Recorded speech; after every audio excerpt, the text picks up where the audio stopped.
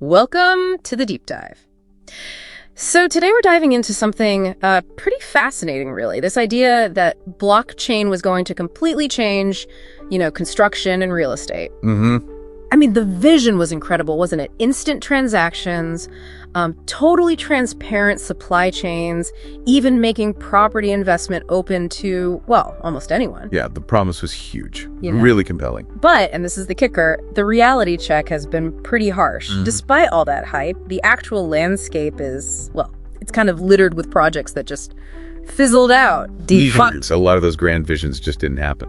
So that's our mission today. We want to unpack why most of these crypto tokens for construction and real estate failed, often quite spectacularly. And importantly, look at the very, very few that did manage to find some footing. What did they do differently? Exactly. What set them apart? And for this, we're leaning heavily on a really thorough report. It's called the Digital Foundation. It basically dissects these projects, the successes, and mostly the failures. Gives a clear picture. Okay, great. So, the Digital Foundation, let's dig in. The report makes it clear, doesn't it, that even before these projects got to the specific challenges of building and property, they first had to survive just the general crypto craziness. Absolutely.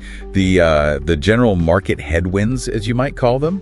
I mean, think about it. Over half of all tokens launched since just 2021 are gone. Wow, over half. Collapsed because of, flawed tokenomics, the basic economic design was broken, or just no one actually needed what they were selling. Exactly. No product market fit. Or unfortunately, some were just scams from the get-go. Right. So that's the first hurdle. If they survive that. Then they hit what the report calls the great filter for this particular sector, the built environment barriers. The great filter. Okay. What does that entail? Well, it's the really tough stuff. You've got deep cultural resistance in an industry that's, let's face it, fragmented and famously slow to change. Yeah, notoriously change averse. Then there are massive legal challenges. Trying to make immutable blockchain records work with, existing property law. That's huge. Property law versus code. That sounds like a fundamental conflict. Well, it really is.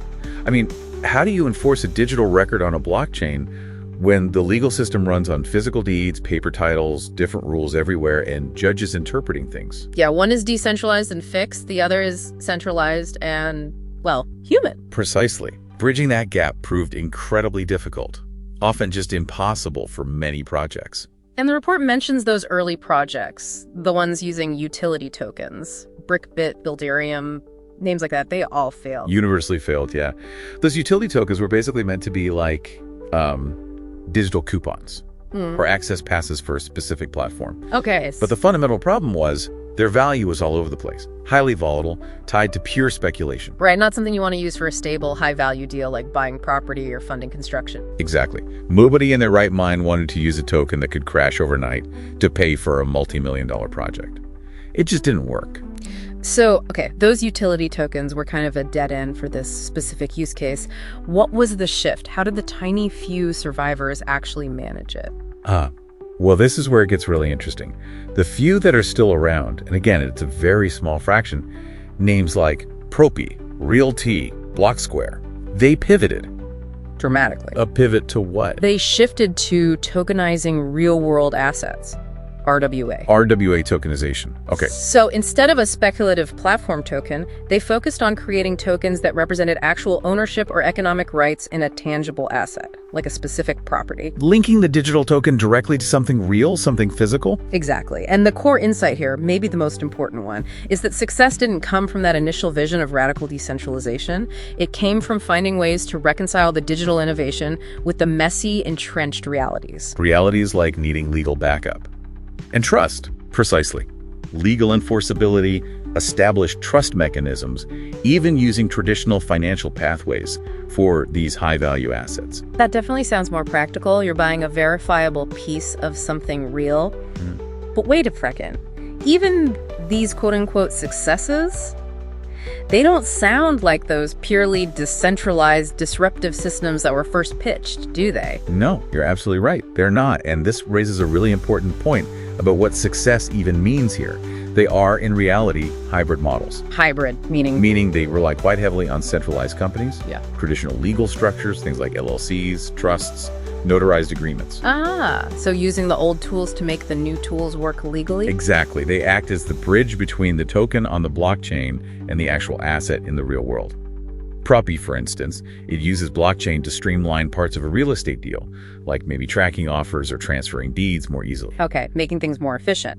Yes, but it still absolutely depends on the existing legal framework, on title companies, on traditional escrow, to make sure the transaction is actually legally sound. It's improving efficiency within the rules, not throwing the rules out.